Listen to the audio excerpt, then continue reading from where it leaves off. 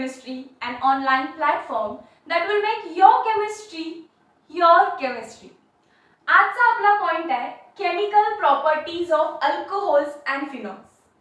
Chemical property मध्ये आपण पहिल्यांदा शिकणार लॅबोरेटरी टेस्ट. लॅबोरेटरी मध्ये आपण अल्कोहोल अँड फिनॉल्सच्या काहीतरी टेस्ट करायच्या. त्यातली पहिली टेस्ट असणार आहे लिटमस टेस्ट. अल्कोहोल्स वर सेपरेट, फिनॉल्स वर सेपरेट. ब्रॅकेट मध्ये काय लिहिलंय?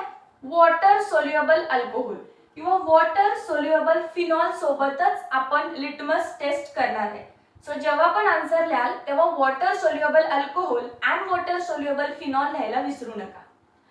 जेव्हा टेस्ट केली गेली अल्कोहोल किंवा वॉटर सोल्युबल अल्कोहोल मध्ये लिटमस पेपर डिप केला तेव्हा काहीच चेंज नव्हता. Blue remain blue, red remain red.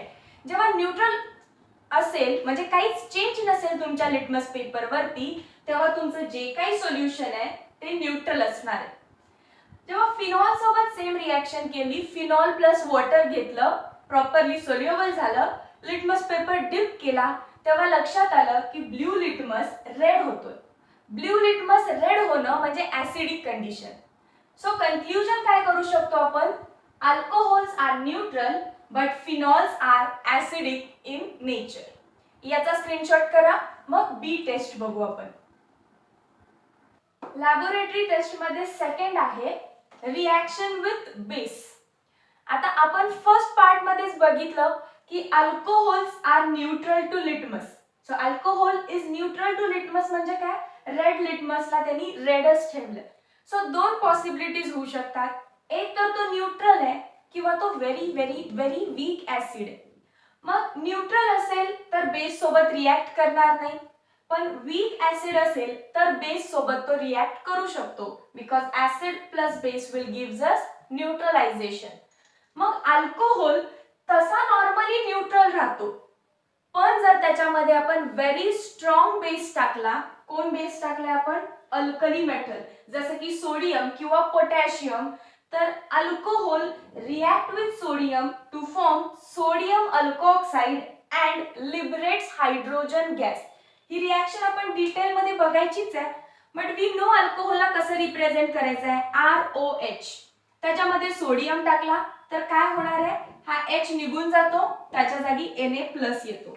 This H will be replaced by this Na+. Substitution आहे फक्त. सो RO- and Na+ असा हा अल्कोऑक्साइड तयार झाला. सोडियम अल्कोऑक्साइड म्हणतात याला, सोडियम अल्कोऑक्साइड. आणि बाहेर काय टाकलं? H2 gas.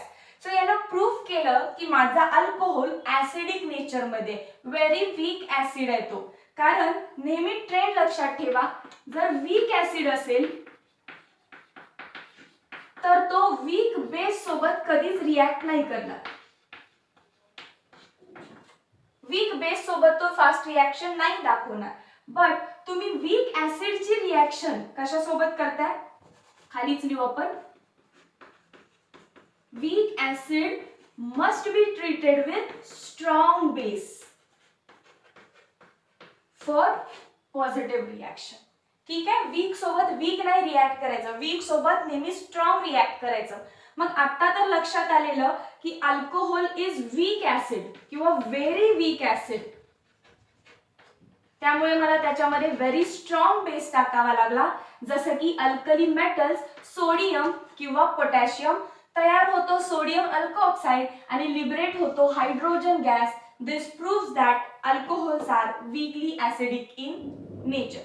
So alcohol base सोबत कसा रिएक्ट झाला? Strong base sodium and potassium, तर त्यांनी अल्कोऑक्साइड तयार केलं अँड H2 गॅस लिबरेट केला. Now let's talk about phenol.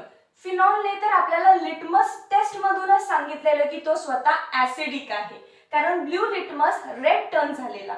So it is acid but it is also weak acid. इथे काय लिहिलंय? Very very weak acid. इथे लिहिलंय weak acid. So weak acid सोबत परत मला स्ट्रॉंग बेस वापरायचा आहे. स्ट्रॉंग बेस कोण आहे? NaOH. सो परत काय होईल इकडून? H+ ला रिप्लेस कोण करेल? Na+. H+ ला रिप्लेस करेल Na+. So O- Na+. परत हा झाला आपला सोडियम फिनॉक्साइड. फिनॉल आहे म्हणून नाव झालं सोडियम फिनॉक्साइड. इथे अल्कोहोल होता म्हणून सोडियम अल्कोऑक्साइड प्लस वॉटर. परत या सोडियम अल्कोऑक्साइडला हा एक सॉल्ट आहे. मग प्रेसिपिटेट करायचं असेल हे सॉल्ट तर आपण याच्यामध्ये डायल्यूट HCl टाकतो. फिनॉलच्या प्रिपरेशन मध्ये बघितलंय डायल्यूट HCl टाकल्यानंतर सोडियम फिनॉक्साइड फिनॉल मध्ये प्रेसिपिटेट होतो. हा एरो काय दाखवतो? PPT आहे हा फिनॉलचा आणि NaCl बनतो. सो बेस सोबत रिॲक्ट झाला कोण? फिनॉल. बट कसला बेस लागतो फिनॉलला? Strong base. Why strong base?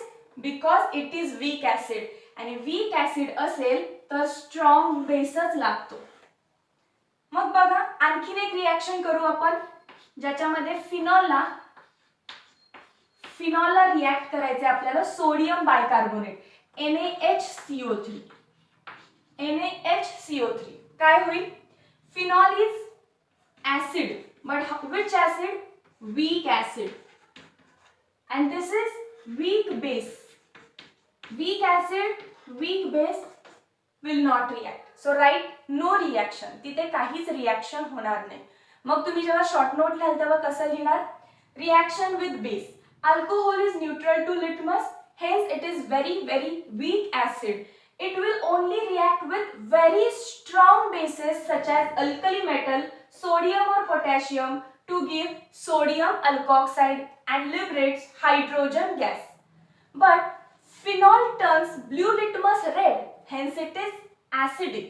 However, it shows weak acidic character, hence it reacts with strong base to give phenoxide, sodium phenoxide, which is again precipitated in phenol using dilute acid. However, when phenols are treated with weak base, they gives no reaction. आणि short note end होईल. एकदा screenshot करा याचा. Third आहे characteristic taste of phenol. म्हणजे फिनॉलला कसं ओळखायचं आपण? अल्कोहोल दिलाय आणि फिनॉल दिलाय. हाऊ विल यू फाइंड की अल्कोहोल कोणता आहे आणि फिनॉल कोणता आहे? मग फिनॉल ओळखायची जी टेस्ट आहे तिला म्हणायचं कॅरेक्टरिस्टिक टेस्ट ऑफ फिनॉल. आता तुम्हाला मी दोन्ही देते. कन्सिडर तुमच्याकडे एका बीकर मध्ये फिनॉल आहे आणि एका बीकर मध्ये अल्कोहोल आहे. दोघांना पण रिॲक्ट करायचं न्यूट्रल FeCl3 फेरिक क्लोराइड किंवा ट्रायक्लोराइड न्यूट्रल FeCl3 सोबत. तुम्हाला लक्षात येईल अल्कोहोल गिव्स नो रिॲक्शन. मग जर FeCl3 टाकून सुद्धा काहीच चेंज नाही झाला बीकर मध्ये तर बीकर मध्ये कोण असणार? अल्कोहोल. मग जर बीकर मध्ये फिनॉल असेल आणि फिनॉल मध्ये न्यूट्रल FeCl3 टाकलाय तर त्या सोल्युशनचा कलर डीप होतो. डीप म्हणजे डार्क पर्पल किंवा डार्क व्हायलेट किंवा डार्क ग्रीन कलर सोल्युशन येतं. मग हे का बनतं? तर फिनॉल म्हणजे काय तुम्हाला माहितीये, बेन्झीनच्या रिंगवरती OH लागलाय, त्यामध्ये तुम्ही टाकलं FeCl3 म्हणजेच काय टाकलंय Fe+3 3Cl- yes or no. मग ह्या Fe+3 सोबत आपले 3 फिनॉक्साइड आयन्स जातात. 3 फिनॉक्साइड आयन्स. सो बघा मी काय केलं, 3 फिनॉक्साइड जे होते O आणि फिनॉलची रिंग, O आणि फिनॉलची रिंग 3 टाइम्स आपल्या Fe सोबत गेली. वाय 3? बिकॉज या +3 चार्जला हे -3 चार्ज न्यूट्रल बनवून एक सॉल्ट तयार होईल. सो हा कंपाऊंड जो तयार झालाय, हा सॉल्ट जो तयार झालाय याचा कलर डीप आहे. Might be deep purple, deep violet किंवा डीप ग्रीन कलर सोल्युशन बनलं की कन्क्लुजन इज रिॲक्टंट जिथून स्टार्ट झालेला तो आपला फिनॉल होता. Got it? एकदा याचा स्क्रीनशॉट करा. मग डिस्टिंग्विशिंग टेस्ट फॉर अल्कोहोल्स. आता डिस्टिंग्विशिंग टेस्ट म्हणजे काय? आता बीकर 3 दिले तरी तिन्ही मध्ये पण अल्कोहोलच असणार आहे. आता ओळखायचं कोणता अल्कोहोल आहे तो, प्रायमरी, सेकंडरी की टर्शरी. मग विदिन अल्कोहोल फाइंड करायचं म्हणून डिस्टिंग्विशिंग टेस्ट फॉर अल्कोहोल्स. जो रिएजंट वापरायला लागणार आहे तो ल्युकास रिएजंट आहे. हे ऑलरेडी बघितले आपण. अल्कोहोल मध्ये जेव्हा ल्युकास रिएजंट टाकतो, ल्युकास रिएजंट म्हणजे कोण? Concentrated HCl and ZnCl2 gives us alkyl halide किंवा alkyl chloride specifically. Yes or no? ही रिॲक्शन बघितली हॅलोजन डेरिव्हेटिव्ह मध्ये. आता फक्त याच्या मागची केमिस्ट्री काय आहे, तर अल्कोहोल ल्युकास रिएजंट मध्ये कम्प्लिटली सोल्युबल आहे, विरघळून जातो, मग होमोजिनियस झालं, ट्रान्सपरंट सोल्युशन झालं ते. बट जेव्हा प्रोडक्ट बनला आणि अल्काइल क्लोराइड होतोय, अल्काइल क्लोराइड ल्युकास रिएजंट मध्ये डिसॉल्व्ह नाही होत, सोल्युबल नाही होत. सो अल्काइल क्लोराइड वेगळं दिसतं तुम्हाला, ल्युकास रिएजंट वेगळा दिसतो आणि सोल्युशन टर्बिड बनतं, म्हणजे ते सोल्युशन आता ट्रान्सपरंट नाही राहिलं. मग याच्यावरून मी ओळखू शकते की माझी रिॲक्शन कंप्लीट झाली की नाही. आणि जर फास्ट टर्बिडिटी येत असेल तर मी म्हणू शकते की रिॲक्शन फास्ट झाली आहे. आणि तुम्हाला माहिती आहे की 3 डिग्री रिॲक्शन फास्ट होत असते, मग 2 डिग्री आणि मग 1 डिग्री. 3 डिग्री अल्कोहोल जर घेतला असेल तुम्ही, तर हा जो काही 3 डिग्री अल्कोहोल आहे तो आपल्या बीकर मध्ये अल्कोहोल पण आहे आणि ल्युकास रिएजंट पण आहे, म्हणजे concentrated HCl and ZnCl2. Concentrated HCl, ZnCl2 आणि 3 डिग्री अल्कोहोल हे तिन्ही पण बीकर मध्ये प्रेझेंट आहे आणि प्रॉपरली सोल्युबल आहे. त्यामुळे मिक्सचर झालं होमोजिनियस, एकच लेअर दिसायला लागली प्रॉपर आणि ते होतं transparent. But he reaction fast होते कारण 3 डिग्री आहे आपला अल्कोहोल. आणि काय बनत असतं, 3 degree alkyl chloride.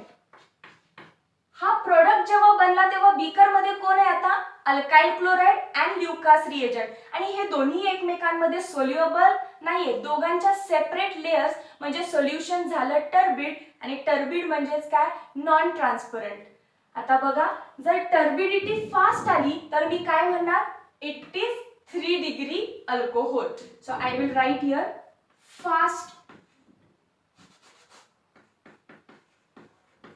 fast turbidity is attained.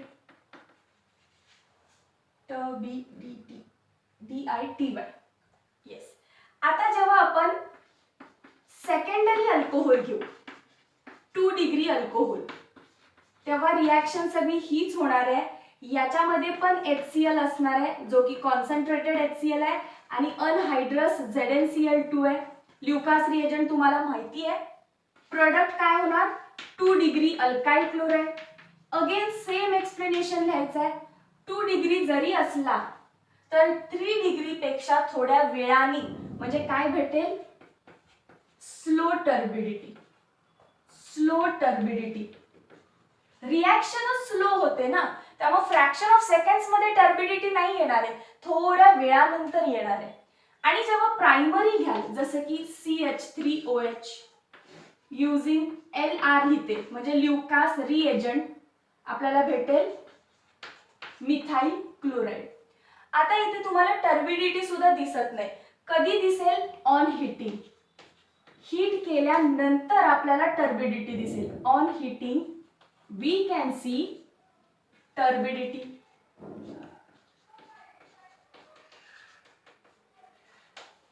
So ज्या बीकर मध्ये 3 डिग्री अल्कोहोल आहे त्यात पटकन टर्बिडिटी दिसेल, ज्या बीकर मध्ये 2 डिग्री अल्कोहोल आहे त्यात थोड्या वेळानंतर टर्बिडिटी दिसेल. 1 डिग्री ज्यामध्ये त्यात टर्बिडिटी दिसणारच नाही, तुम्ही प्रोडक्टला थोडं हीट करावं लागेल, मगच टर्बिडिटी येईल. आणि या ऑब्झर्वेशन वरून मी सांगू शकते की 3 डिग्री आहे की 2 डिग्री आहे की 1 डिग्री आहे. This was distinguishing test for alcohols using Lucas reagent. याचा एकदा स्क्रीनशॉट करून घ्या.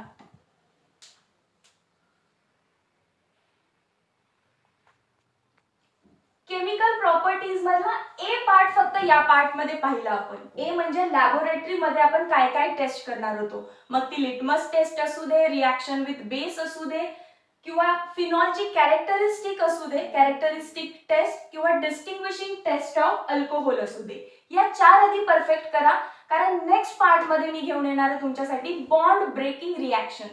आपल्याला अल्कोहोल आणि फिनॉलचा